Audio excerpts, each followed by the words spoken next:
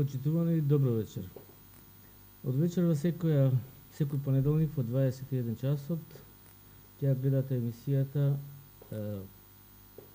или видео опцијата на програмскиот појас која што ја крстиме Солесно, а која е дел од медиумот Буревестник. Бидејќи ова ни е прва емисија, ред е да ја представиме и малиот дел од екипата на Буревестник, бидејќи имаме прилично многу соработници. Овде е Панда Солунчевска, Идна Божиновски. Добро вечер. Тука е мојот колега Зоран Божиновски, кој што сега официјално ќе го поздравам, а со кој што секојдневно работиме заедно. Добро вечер. Добро вечер. И едноставно денеска почуваме со еден проект кој што многу долго го чекаме.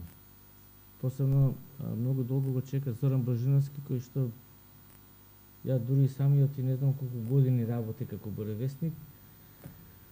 Текстовите што одат на Буревестник 22 март 2010 година е промоција на веб страна Буревестник. Јас денеска, бидејќи сме разговарале многу, вечерва можеме да разговараме и да ве прашам веднаш, бидејќи нашите, нема да го кажеме точниот број, меѓутоа стотици илјади посетители на Буревестник, сигурно се прашуваат зошто Буревестник, зошто не некој друго име. Еве тоа нека биде воведот во оваа наша прва емисија и секој понеделник овде ќе се гледаме во студиото со нашите читатели, а сега и гледачи. Буревестник е птица, феномен, вид на морски галеб, која најавува бура. Пред прамецот на бродот на капетанот му прави одредени движења, кругови, и тој по сончево време, неколку часови пред да најде бурата, и капетанот по таа птица знае дека треба бродот да го спреми за бура. Бура значи, бидејќи 2 години бев морнар на Корнатски острови во Хрватска, работев на брод, туристички излети, значи бура спојува небо и море и не се распознава каде е вода, каде е небо, каде е дожд, карпите не се распознаваат. Настанува паника на бродот ако имате туристи кои прв пат дошле на излет, а доживеале бура. Сред, ние ги смируваме, сред бура истата птица влетува пред прамецот на бродот и му го покажува на капетанот правецот по кој треба да го води бродот да го изведе од бура на мирно море. Тоа значи дека Буревестникот е посигурен до оние електронски уреди? Да, има во својата структура таа птица навигација, има осет за бура, затоа се вика предвесник на бура. Буревестникот е опеан кај Максим Горки во 1901 година во алегорична или преносна смисла преку песна за Буревестникот. Максим Горки како писател кој се борел за малите луѓе, за сиромашните, за онеправданите, со песна за Буревестникот ја најавил големата октомвриска револуција која се случува 1917 година. Значи тој бил предвестник со песната за Буревестникот на големата октомвриска револуција кога паѓа царското семејство во Русија. Сега не можеме да побегнеме од македонскиот Буревестник. Значи македонскиот од твојот Буревестник. Мене мојата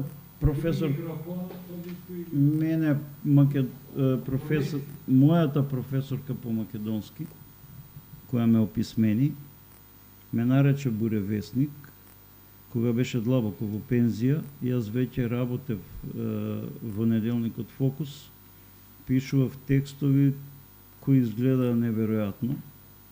Ги добивав информациите пред сите други, затоа што немав страв да ги објавам.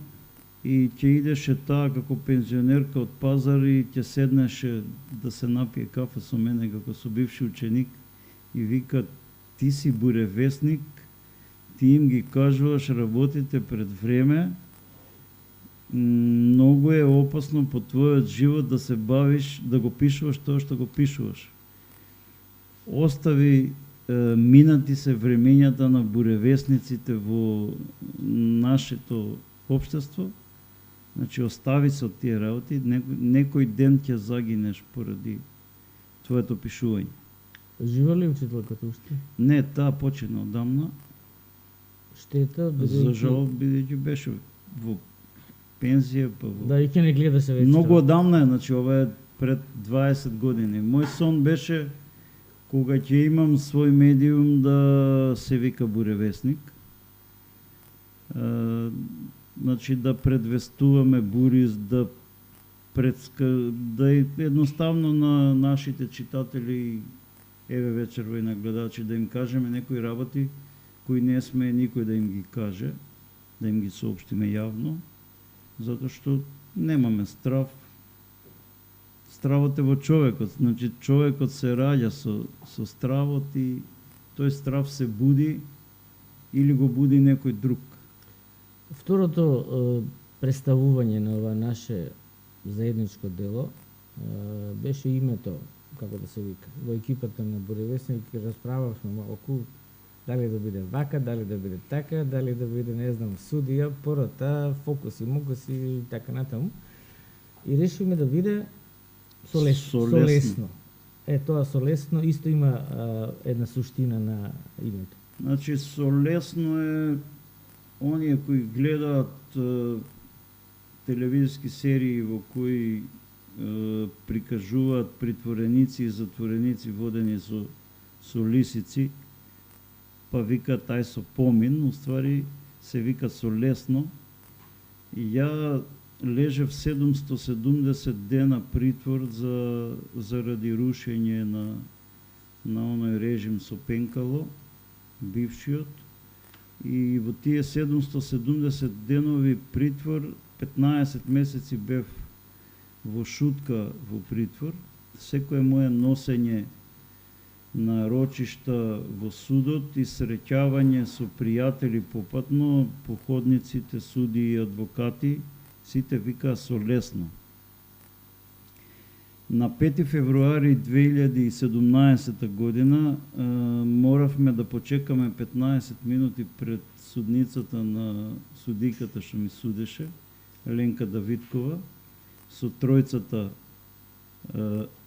судски полицајци. Околу мене ми прииде Владимир Панчевски, тогашен председател на Основен кривичен суд Скопје, кој стана кривичен судија по моја вина. Ја му дадов 300 страници материјал, доказен, за да го уапси Зоран Стојанкиќ како финансов полицаец, да го процесуира и подоцна напредуваше до судија, па напредуваше до председател. Тој на 5 февруари 2017 додека стоја во ходник со лисици на раце, ми прииде: еј, Зоран, како си? Ја се збуни. Вика: пај со лесно ќе помине. И ја му викам: моето ќе помине со лесно, твоето ќе помине со многу тешко. Рацете му се тресеа, бидејќи јас од него имав 14 продолжувања на притвор по 30 дена, без никаков полудоказ, без образложение, бидејќи во законот за кривична постапка многу јасно пишува дека притворот мора, значи тој што го пропишува притворот, судијата или кривичниот совет е должен да ги образложи причините заради кои лицето го задржува 30 дена во притвор. Тоа се случува и при продолжување. Во моите 14 продолжувања притвор под команда на Владимир Панчевски, во ниедно не стоеше образложение само беше цитиран членот од Закон за кривична постапка по кој сум притворен, тие некои опасност од бегство, влијание на сведоци и слично. И се случи еден абсурд, пишував писмо од внатре на тогашниот вршител должност на председател на Основен кривичен суд кога го сменија Панчовски, Стојан Черибарев. Не сакаше воопшто ни да ми одговори на тоа мое писмо со образложение, ова сега што го кажувам. Подоцна Стојан Черибарев беше избркан од судство, а Владимир Панчевски е кривично правосилно осудено лице. Знаеме дека имаше потера по него и беше во притвор. Тие се таму кај што се, а ние сме во јавност, во студио. Разговараме, допрвек разговараме, ова е прва емисија. Сега би ја замолили како главниот човек во Буревестник, пошто управителот или директорот е главниот човек во секоја фирма. Панда Салунчевска, реков, видно Божиновски. Буревестник е проблематична работа. Многу. Многу. Мора да се насмеам. Прво добро вечер до Да, мора да се насмеам продукција. за тоа што Буревестник е проблематична работа, меѓутоа е многу отворена. Ние се пишуваме јавно, го читаат стотици илјади луѓе. Тоа е нашата евиденција, точниот број ни е деловна работа. Тешко ли воопшто да се биде прв човек на Буревестник? И пред законот, и пред јавноста, и пред... Прво да посакам добро вечер и до не само до читателите, веќе и до гледачите. Да поздравам продукција на Трета република на Лјупчо Палевски и да посакам топло добре дојде на емисија, како да наречам, со лесно на Буревестник. Инаку функционираме добро, одлично со Буревестник, како дуел Буревестник. Пошто имам две улоги, Буревестник дома и Буревестник дуел, не е лесно, во секој случај, Добро, но ми ние е чест. Да. Ние сега почуваме со една нова... Јас сум пример човек кој што работел, еве сам ќе се представам, во радио, во македонското радио 20 години. Сум работел во Вестник и некако јавноста, односно мојот лик во јавноста не ми е баш така. Сам не си го препорачувам, меѓутоа еве заради Буревестник и како дел од Буревестник станувам со лице во јавна личност. Дали на Панда Божиновски, односно Солунчевски и на Божиновски ќе биде тешко кога ќе биде дополнително исполнета и со Божиновски како идна и со Буревестник како проширена работа, бидејќи ова не е последен проект на Буревестник. Имаме ние се уште тајни кои што ги чуваме за натаму. Значи не ми е тешко, меѓутоа морам да признам дека стресна е работата со Божиновски, да се живее и да се соработува. Таква е работата негова. Немам нешто посебно да кажам. Во соработка со дуел Буревестник ни оди одлично. Меѓутоа ја имате птицата пред себе, Буревестникот на како се вика на Па некој не коработ, чува. да. Некој не чува, да. Вашиот Буревестник ви стои на јарболот. Така. Имам нешто посебно да кажам и да ве задржувам вашата тема нека се одвива. Почитувани гледачи, и за вечера одбравме една специјална тема и нема да имаме гости. Да кажам уште нешто. Да? Панда ќе стане моја идна сопруга и ќе биде Божиновски наскоро. Шампањското после. Местото кога ќе клекнам и ќе побарам незината рака, официјално ќе го изберам ја. Таа сега ќе замине на една, да си заврши една службена обврска која е зададена. Ние двајца ќе останеме овде да продискутираме на главната тема. Сакам уште нешто да кажам, јас сум должен длабоко извинување на моите слушатели бидејќи одамна ветивме Буревестник онлайн радио и ова сето заедно во склоп со емисијава телевизиска како подкаст што ја реализираме, требаше да биде споена таму тоа Буревестник онлайн радио и телевизиска продукција. Меѓутоа лицето со кое изгубивме 7 месеци се предомисли или го предомисли во последен момент. Така да доцни проектот Буревестник онлайн радио.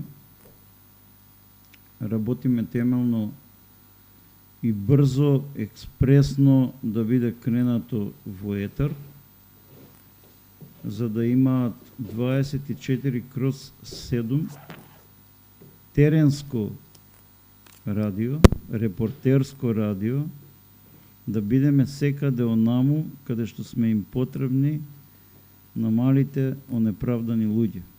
Јас длабоко се извинувам што тој проект наместо да започне уште во март-април, до денеска не успеа да заживее заради предомислувањето на третиот човек. Сега би замолил режија ако може да почне со една илустрација и да ја почнеме темата за која имаме да разговараме. Значи, веќе ја гледате првата фотографија на вашите екрани.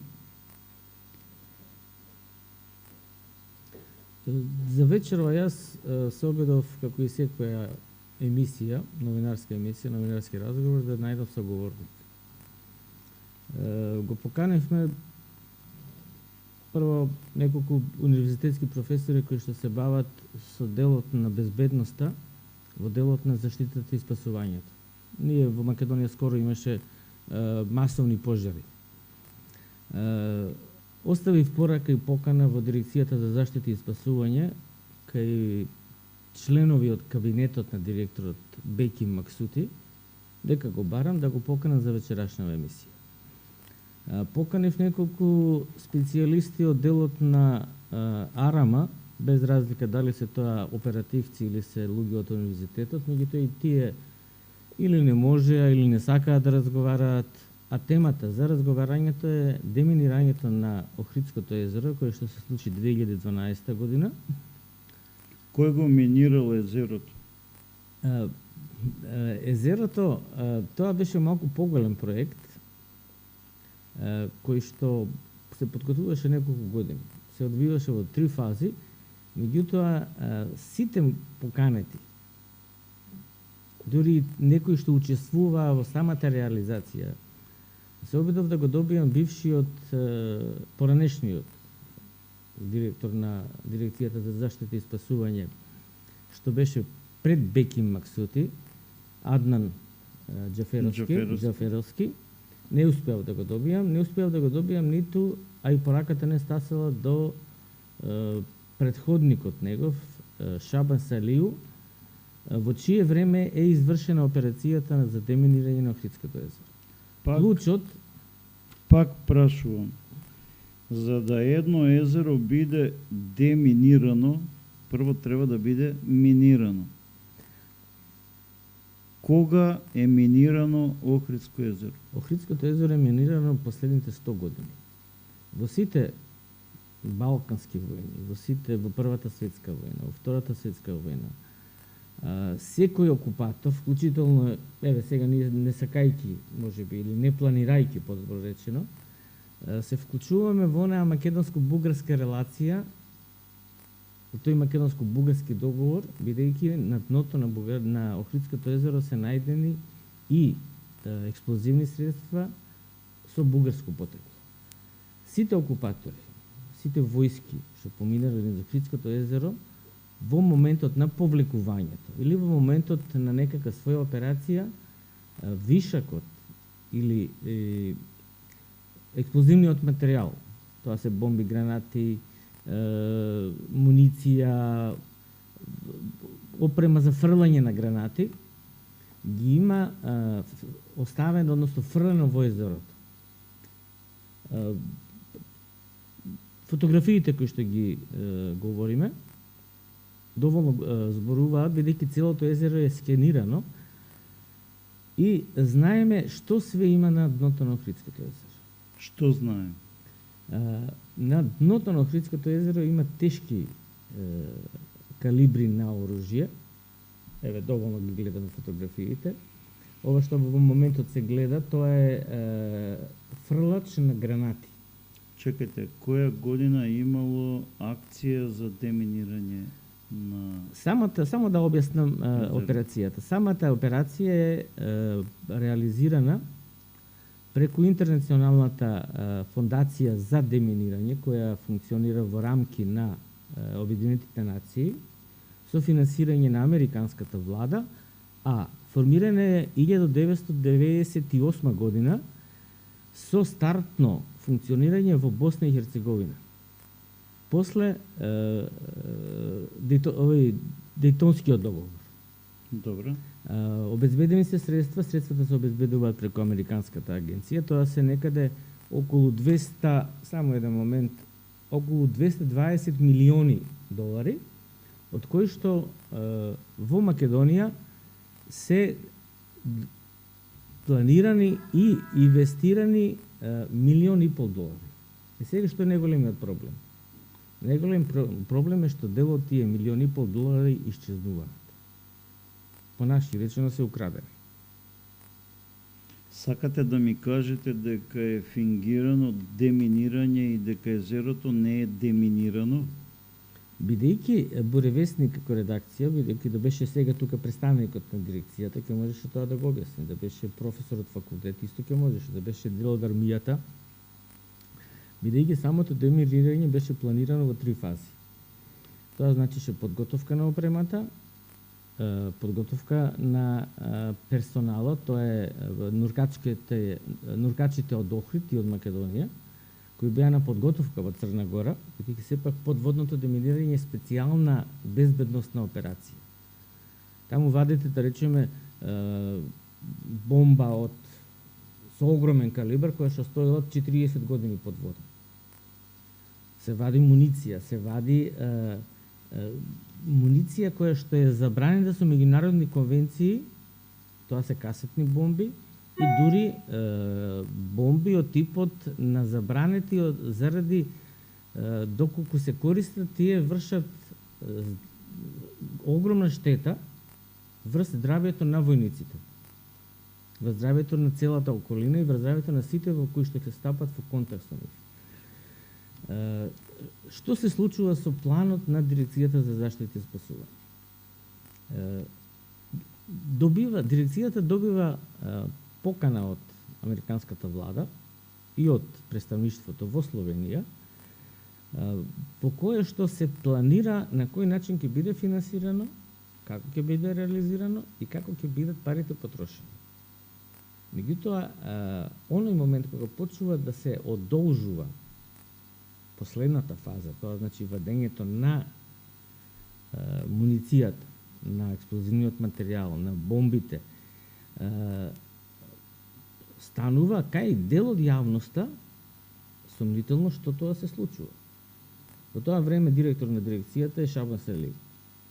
Во таа дирекција се случуваат навистина некои чудни работи. Еве ги авионите за гасење на пожари не функционираат. Ќе оставиме таа тема. Ќе ни биде една од идните теми на идните емисии. Така. Од страна на дирекцијата се ангажираат подводните нуркачи после завршувањето на специјалната обука во Црна Гора во Биела, кои што со она што им било на располагање, тие максимално професионално си ја завршуваат својата работа. Да речеме, во планот за реализација на деминирањето, односно на чистењето на езерото, се планира максимално професионална опрема, се носи нова нуркачка опрема, нови одела, се планираат безбедносни платформи каде што ниту еден живот на нуркачите нема да биде загрозен. За нуркачите се планираат посебна исхрана, бидејќи тие мора да бидат психофизички спремни. Така. Бидејќи самите фотографии се потресителни кога се гледаат. Бидејќи таму се работи за бомби или експлозивен материјал од некои можеби 100 килограми една, 200 килограми една бомба. Тоа оние што ги викаа популарно крмачи. Да. Ако таа пукне, јас се дружев со некои од деминерите и тие многу често не носеа панцир, иако по прописот мора да носат панцир, заштитно дело, шлем и така натаму. И кој ќе ги прашав, добро луѓе, ова бомба, вика Илија, ако тоа пукне, џабе ми од делото. Има да летам, вика, до небо, нема, не помага тука од делото. И што се случува? Во одлагањето на почетокот, односно на денот на влегувањето во езерото, во Охридското езеро, почнуваат да се појавуваат проблеми, односно да недостасува материјал. Недостасуваат дрва, недостасуваат, бидејќи во планот кој што јас го имам, што све морало да се спреми, пишува дека треба 10 кубика дрва да се направат безбедносни платформи. Треба такви и такви чамци. Треба да се обезбедат услови. Па да не претерам, меѓутоа 70 до 80% тој материјал не беше обезбеден, освен опремата нуркачка, која што американскиот представник ја донесе и му одржа краток курс, бидејќи ова се искусни, охридските нуркачки се искусни луѓе, и му одржа краток курс како таа опрема да се користи и како да се заврши операцијата и човекот си отиде. Значи, сакате да ми кажете дека парите се потрошени, а добар дел од опремата за кои се дадени наменски средства од американската агенција, Од американската влада.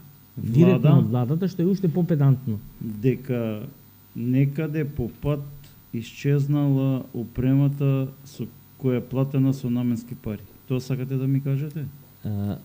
Повеќе исчезнале готовината кешот, отколку што Добро. исчезнала опремата. Опремата дојде, меѓутоа тоа е само дел од 1,5 милион евра, од долари се извинувам, Добро. од 1,5 милион долари кои што се планирани за деминирање, односно чистење на Охридското езеро од експлозивен материјал.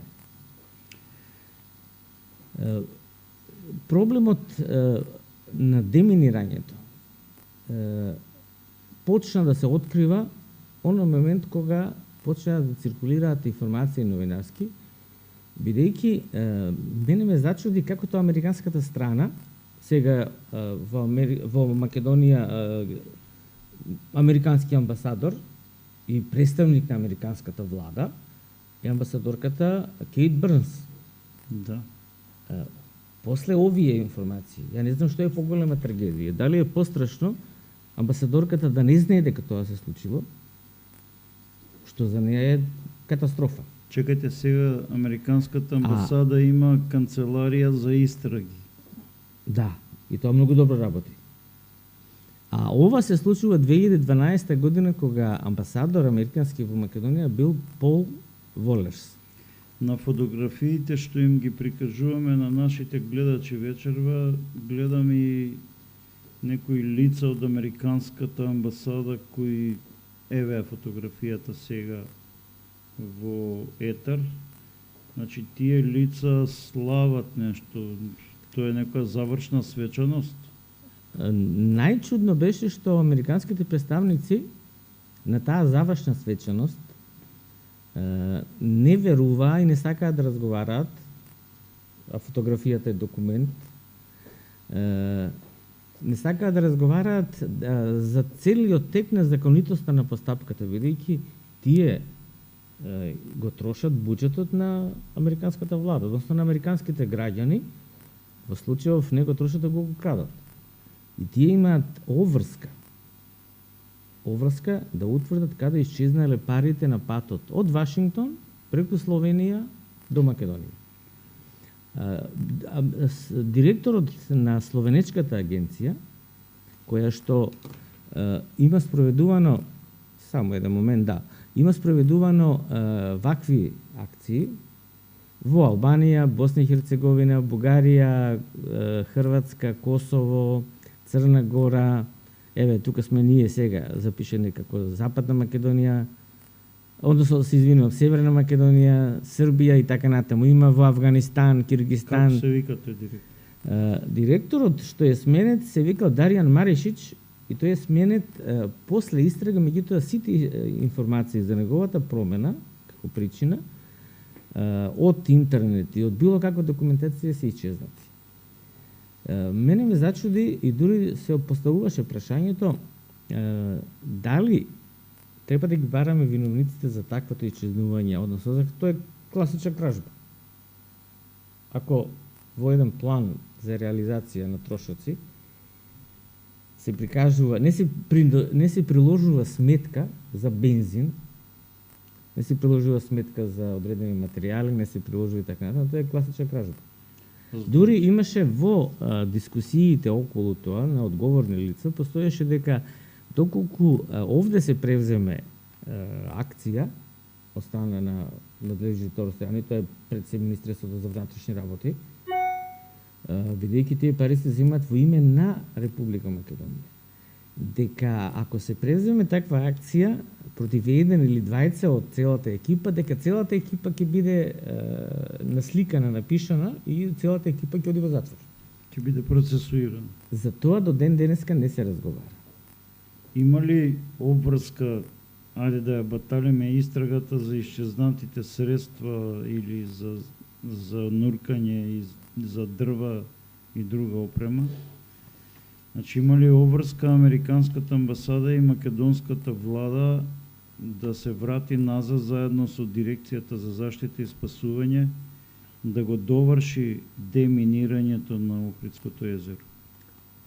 Програмата за деминирање, која што ја спроведува дотичната земја, во случајот Македонија, не е завршена, бидејќи такво деминирање треба да се доврши прво во Охридското езеро. Во Охридското езеро има 2 воени брода и таму се случуваат такви несериозности, такви будалаштини, што јас слушам некоја вест на некој радио, дека некои туристи, деца, нуркале во регионот на Радожда и само да јас на мои ливчиња си ги запишувам имињата, во делот на Радожда, нуркале и се пикале под вода во бродот. Тоа се воени бродови. Тоа значи дека во самиот брод може да постои експлозив кој што не е исчистен, не е испитан. Мене ме фати паника, јас се јавив на колегата во Охрид, многу коректен професионалец, ама направете нешто, заградете го просторот, спречете го, бидејќи знаете кога знаете дека таму долу има 100 килограми една бомба, тоа е потенцијал опасно за секој пливач во тоа езеро. Проблемот е уште поголем со тоа што во Македонија се цени како земја во која што има многу работа за деминирање. Пелистер пред 5-6 дена, кога беа пожарите, имаше неколку експлозии на Галичица, токму од неексплодирани стари воени средства, бомби, гранати и така натаму. По Тумбекав кај стадионот се најдоа неколку илјади мини, имаше неколку илјади мини. Тој е магазин. Имаше акција мината, ова или минатата година. Уште полошо е што старите деминери, бидејќи деминерството е една од специфичните професии, старите деминери одат во пензија, нови деминери нема, дирекцијата ако има уште 3-4 прашање и кои што ги држат за да се водат дека постојат како екипа. Сосема друга е работата во армијата. Меѓутоа и таму има дефицит на деминерски кадар. Уште поголем е проблемот. Оружје, бомби, неексплодирани средства има и во Преспанско езеро. Во Дојран, на дното на Дојранско езеро има авион, воен авион кој што текот на Првата светска војна паднал и ден денеска лежи на дното на Дојранско езеро. Сега додека ова го зборувам, некој сигурно се стресува. Така да. Сите тие беа план американската влада со позитивен однос преку агенцијата во Словенија да се исчистат фазно. На секоја година или на секои 2 години, на секоја година може да се спроведе македонските езери, македонските планини да бидат со план исчистени и безбедни и за туризам, и за граѓаните, и за луѓето, и за живење, и за све. Меѓутоа ние како држава докажуваме дека сме бандитска држава не ги крадеме само овој фонд што ни го даде од американската влада. Македонија е на 111 место на светско ниво по корупција. Ова е класична кражба и класична корупција. И ние не треба сега никакви расправања да објаснуваме, барем според моите сваќања за држава, дека ставот и на Америка, и на светската дипломатија, бидејќи циркулираат и анализите, циркулираат и информациите. Секоја власт може да контролира 5 медиуми, 10 медиуми, ги да не може сите. Може ли на публиката само нешто да ја открием, дека имаме стотици фотографии, намерно вртиме неколку, за да не се крене многу поголема паника од она која веќе, мислам дека вечерва и утре ќе биде крената заради овие објави. И може ли да открием дека поседуваме и видеоматеријали од делумното деминирање Да, на од подводно деминирање на Охридското езеро. така, и дека Снимени со американската опрема која што тие ни ја подарија. дека дури поседуваме фотографии дека тоа делумно деминирање и извадените мини од Охридското езеро се носени во пазарен ден без обезбедување низ Охрид до Криволак. Самата операција ја наблюдува повеќе службени лица кои што беа дел од операцијата. Меѓутоа нема дилема дека таквите операции ги наблюдуваат и слободни луѓе. Односно луѓе кои што си вршат своја функција дадени од нивните матични држави. Тоа е дел од дипломатијата, тоа е дел од проценката на оваа држава, дали сме ние стабилни да изведеме таква операција или не. Материјалот беше покрај сите мани и глупости што се случуваа во текот на водењето. Да речеме, кога се вадеше дел од материјалот, наместо да се тргне на страна некаде подалеку од населено место, да се стави на стабилно место кај што нема други луѓе освен стручњаците кои што се оспособени да работат со таков материјал, материјалот го извадија на пристаништето во Охрид, кај што се собраа едно 500 охриѓани кои што гледаат циркус како тоа бомбите ги вадат од чамците, па ги ставаат на колички, па ги транспортираат во кола, па ги носат во складот. Во складот си беше во стручен склад сместен тој експлозивен материјал, имаше се работеше за 7 тона материјал. Што е со тие 7 тона? Мене ми се слоши, пошто јас бев тие денови во Охрид, и бев од делот што го наблюдуваше целата операција. Мене ми се слоши кога видов дека планираат материјалот да се носи на промоција во блиска кафана, значи дворна кафич, кај што после тоа се служеше коктел, Така. со возила од Дирекцијата за заштита и спасување и со позајмени возила од армијата, во 12 часот, во пазарен ден, низ центарот на Охрид. Промоција ли беше некако? Тоа се Манифестација ли беше? Па јас сум малку револтиран и можеби некој ќе се почувствува навреден, меѓутоа тоа е глупост.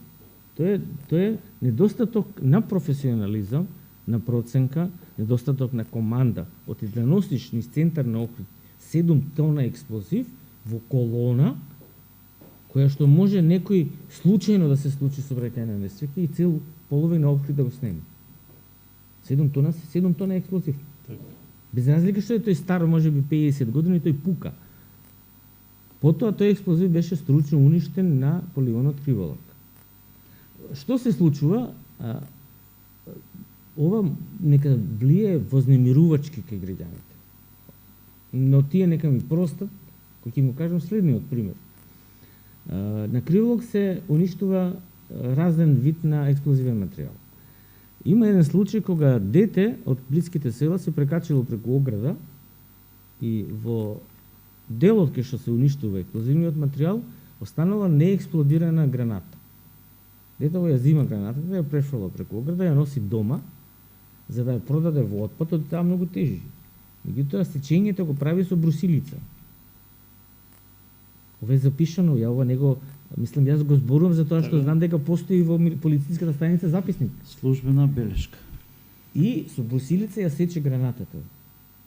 Нормално, гранатата да експлодира, детето останува од два и живо, без раце, без нозе, со повреди и така натаму. Сепак, недозволиво беше таква акција, покрај она што како во сфера на дипломатија сме неспособни да искористиме странска донација, ја злоупотребуваме, ја крадеме. Ние докажуваме дека ние сме бандитска држава, особено ако се работи за странски пари и странски фондови, како што сега се случува со фондовите на Европската Унија, кои што исто така ќе бидат предмет на нашата емисија. Од 0 до 100, ваша проценка, колку е голема опасноста да биде активирана некоја од тие неизвадени мини од дното на Охридското езеро и на Преспанското езеро во овој момент? Тие што се наоѓаат на поголема длабочина се безбедни, бидејќи нема движење на дното на езерото. Меѓутоа, заради самото езеро, се случува кон брегот, самото езеро да ги исфрла експлозивните средства. Среќа што до сега, секогаш граѓаните околу Охрид, било каква појава, значи буквално луѓето лежат на плажа, до плажата почнуваат да се појавуваат експлозивни средства. Повикуваат полиција, доаѓаат стручни тимови и така натаму, и само благодарение на Господ до сега не се случила несреќа. Дали е поголема опасност недеминирано Охридско и Преспанско езеро или дивоградбите кои треба да се рушат за да се спаси, да се тргне од листата на загрозени локации Охридско езеро на листата на УНЕСКО? Што е поопасно? Па комбинациите се две. Мините, односно експлозивните средства во Преспанско, во Дојранско езеро, на Пелистер, тука бил Солунскиот фронт, на таа линија се движал, се резултат и на криминал и на непрофесионализам. Зборам за експлозивните средства. А дивите градби се класичен криминал. Класичен криминал кој што ни до едното, нито за другото нема оправдување. Бидејќи за дивоградбите се земени пари како корупција, како мито за инспекцијата да не ги руши и да не си играме играчки дека тие се така изградени и никој ништо не направи. А парите кои што се дадени за деминирање на овие региони на Триеве езера се украдени. Дали да собереме сила да си го подигнеме авторитетот, да спроведеме истрага, бидејќи тоа било 2012 година. Службите во МВР може да си ги проверат документите во соработка со американската влада, со американската амбасада. Шабан Салиев е енормно збогатен во времето кога е директор на ДЗС. А тоа не е некој, не знам, некоја енигма. Зошто некој директор на државна институција се збогатил? Тоа се решава многу едноставно. Еве, нека дозволат Буре вестник пристап до сите документи. Мислам дека многу работи ќе излезат на површина, бидејќи ние имаме најголем проблем како редакција и како новинари да дојдеме до документите, до фактите, а ние објавуваме само факти. Бидејќи ми дозволивте увид во комплетниот материјал што го поседувате во врска со оваа тема, ќе си дозволам слобода и храброст да објавам дека долу има и бомби кои се обележани со латинично S1. Да. Што значи S1? S1, според воените стручњаци што јас ги консултирав, е најверојатно тоа се бомби. Ние ги имаме на нашите фотографии, ги имаме и во видеоматеријал. Не ги емитуваме кои што дополнително ќе ги објавиме. е потенцијална муниција која што содржи сарин. Тоа е тој боев отров кој што се користел во балканските и во првата светска војна, кој што е со меѓународна конвенција забранет. Отров Јас без ризикувам мирис и без вкус што убива моментално.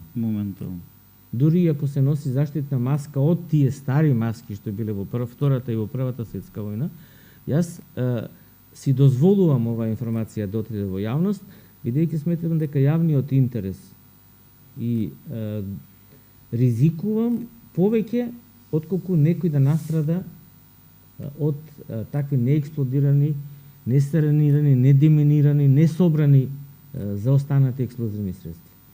Нека падне ризикот на мене, меѓутоа деминирањето, таа операција што се спроведува во сите земји кај што имало војни и сега, кај што имало војни заостанати од пред 20, 30, 50, 100 години, бидејќи овде ние наоѓавме фрлачи или опрема за водење војна од Првата светска војна. Наоѓавме, јас многу ми беше тешко кога не можев да ги убедам стручните служби таму што работеа дека целиот тој материјал не треба да се уништува.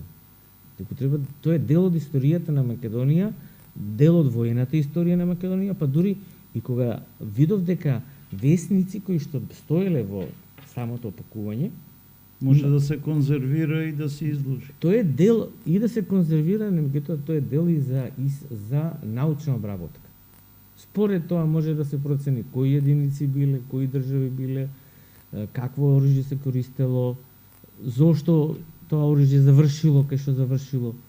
Значи тој материјал за жал не ги прифатија тие мислења, да речеме. Јас не сум човек кој што може совети да дава некому, доколку тој во старт го одбива. Меѓутоа тоа заврши уништено на полигонот Криволак и сега немаме материјал за работа. Меѓутоа тоа не значи дека и деминирањето ќе престане во Македонија или дека не треба да се обноват. Меѓутоа најдобар начин да се обнови соработката со американската влада е американската амбасада да си ја превземе одговорноста, бидејќи на таа прослава што вие ја спомнавте, да се, и јас имам чувство дека некој се труди или сака што побрзо да се затвори операцијата на деминирање, дека све е завршено, дека парите се покриени, дека записниците се подпишани и дека нема никакви проблеми.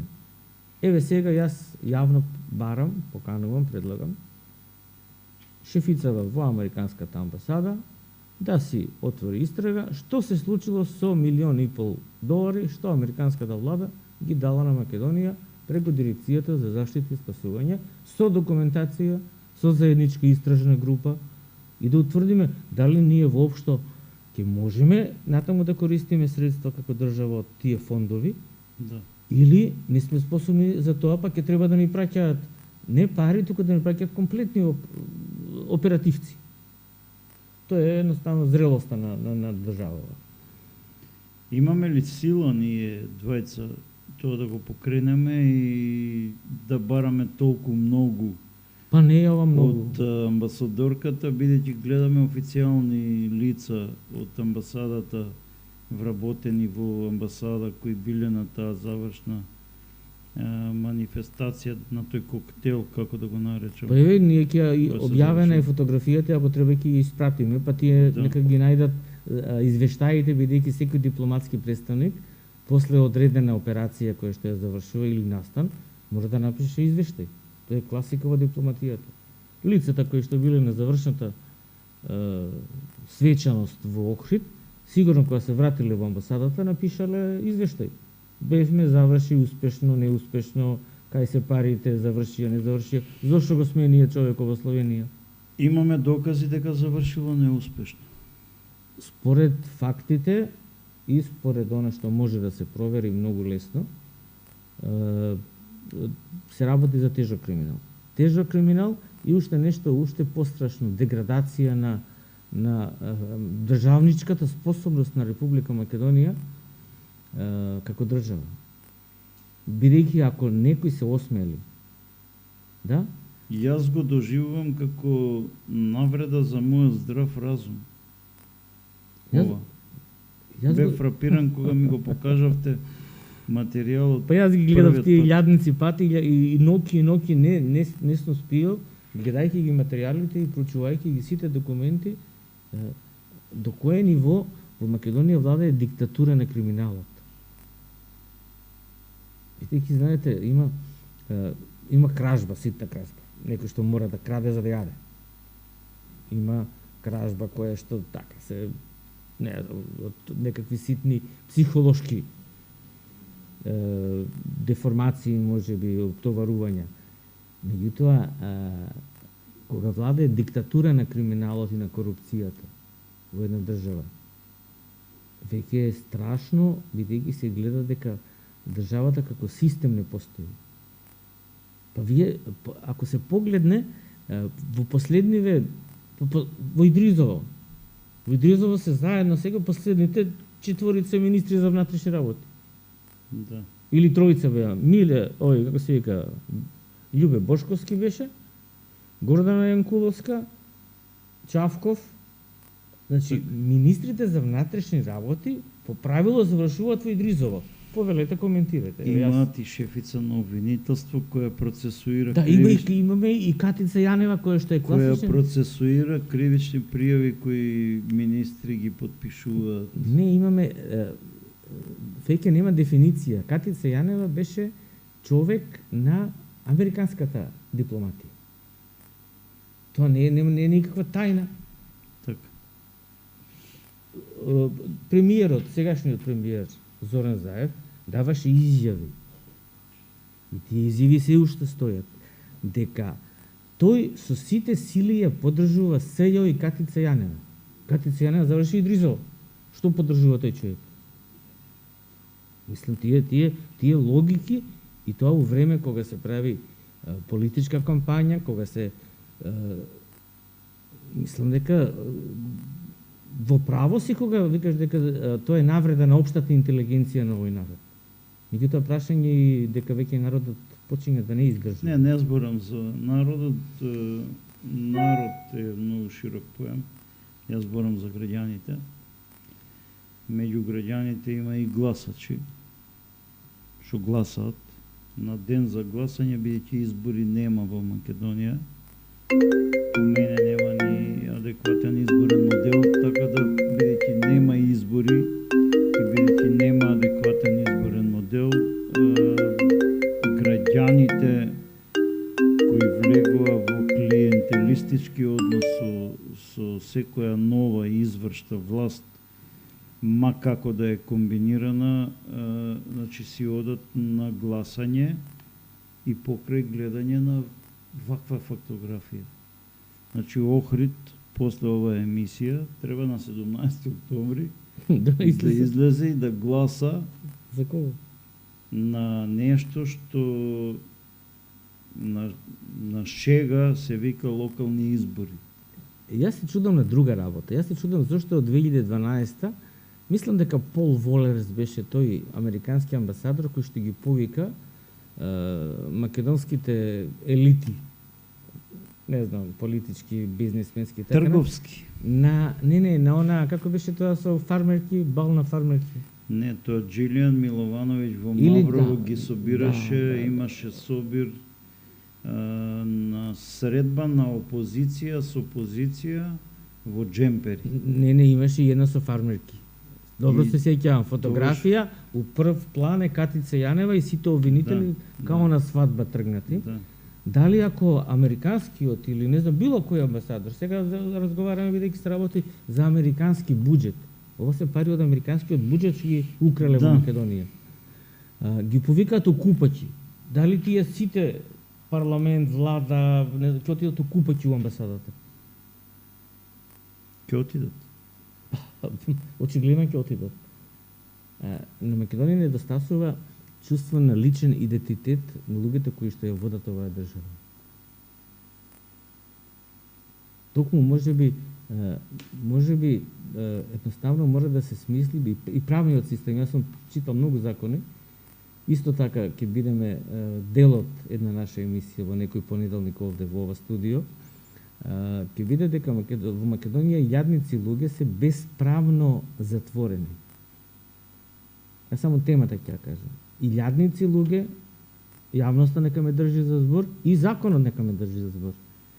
Дека илјадници луѓе во Македонија се спротивно на закон осудени и однесени во затворска, издржувале затворски казни спротивно на меѓународната конвенција на човекови права, чиј потписник е и Македонија.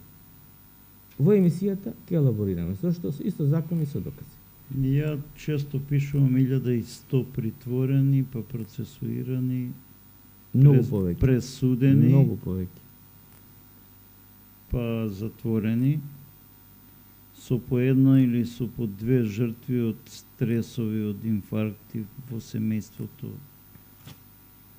Многу повеќе и да се вратиме на нашата тема која што е основна. Мене ме чуди зошто ниту еден од луѓето кои ги поканив нема храброст да дојдат овде.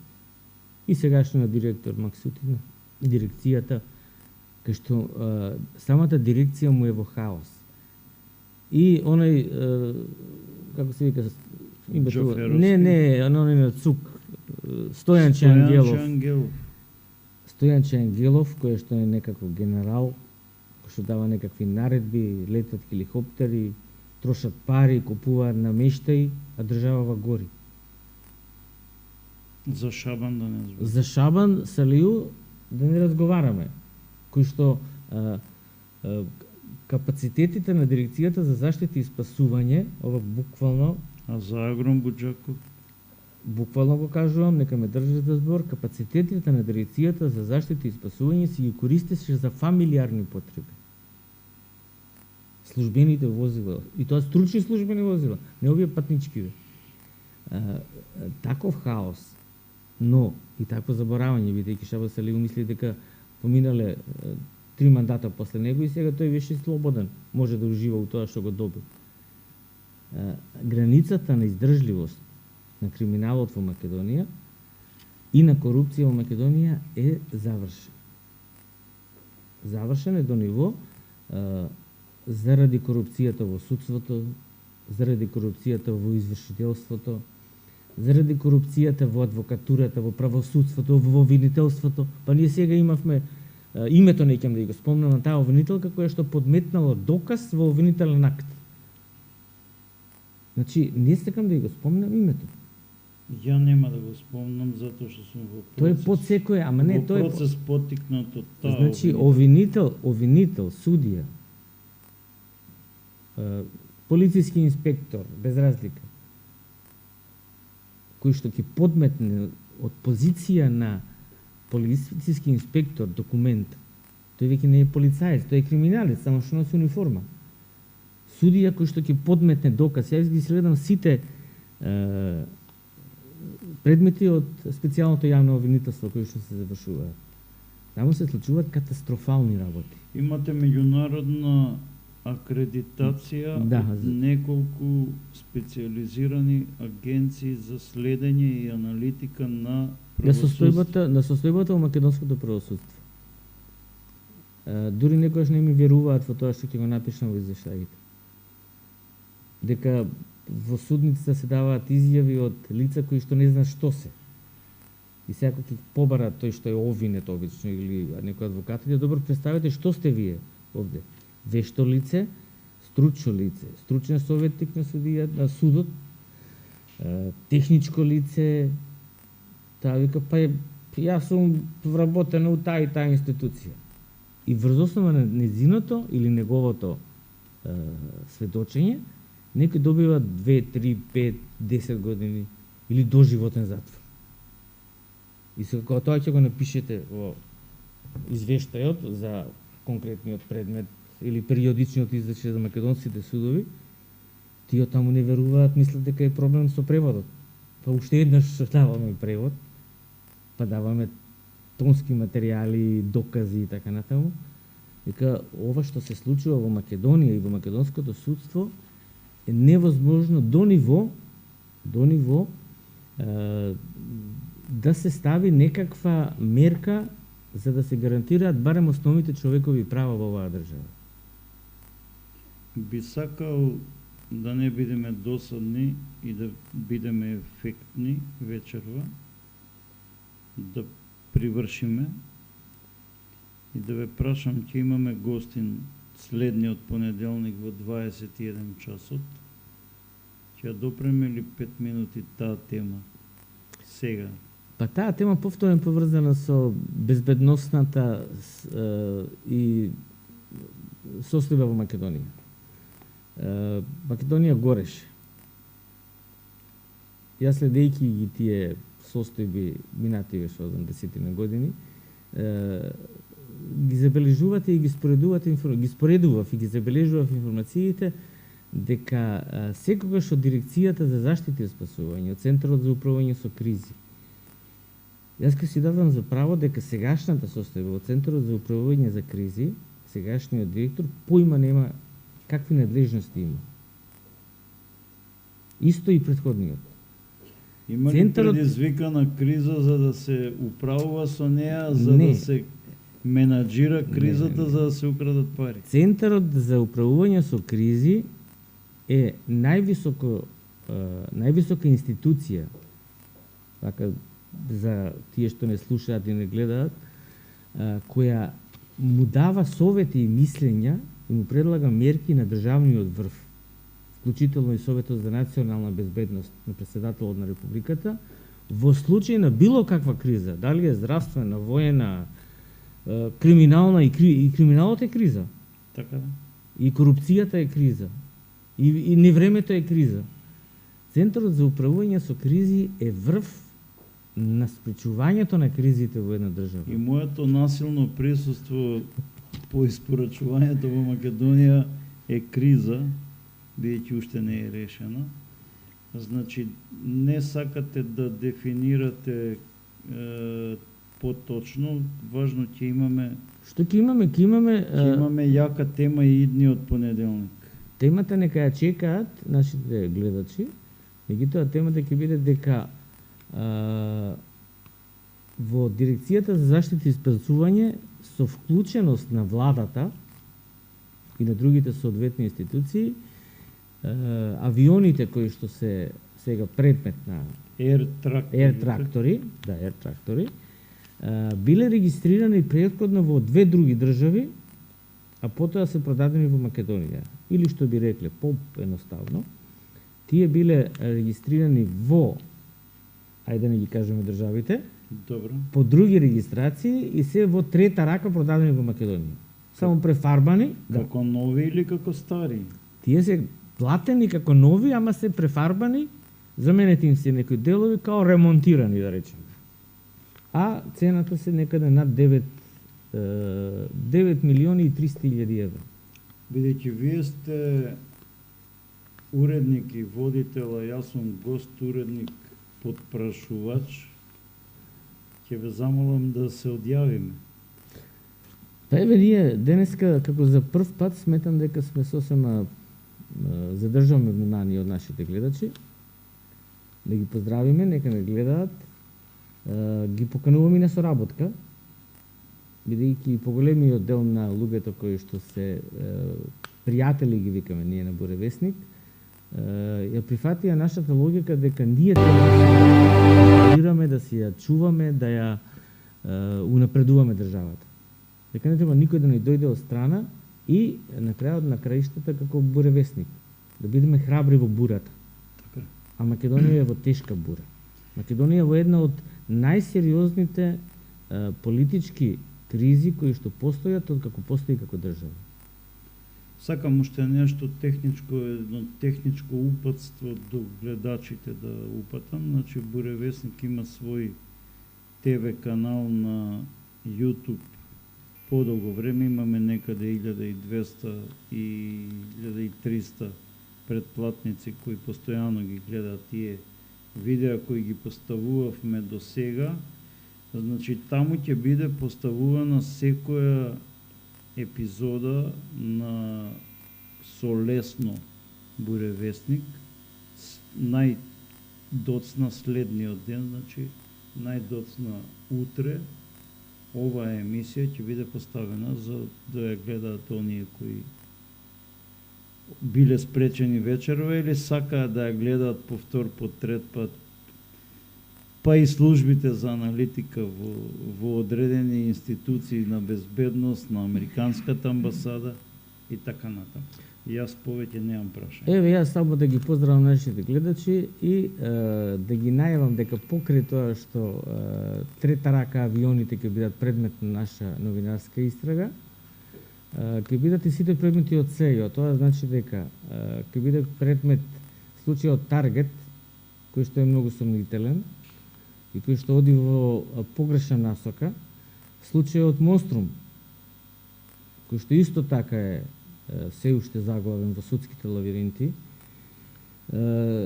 предметите од СЕО кои што носат многу пари, кои што парите се изгубени, луѓето се во затвор, меѓутоа парите ги нема. Значи, повик до нашите гледачи да не следат, да бидат наши соработници, да се слушаме и едноставно за вечерва пријатна вечер и пријатна ноќ.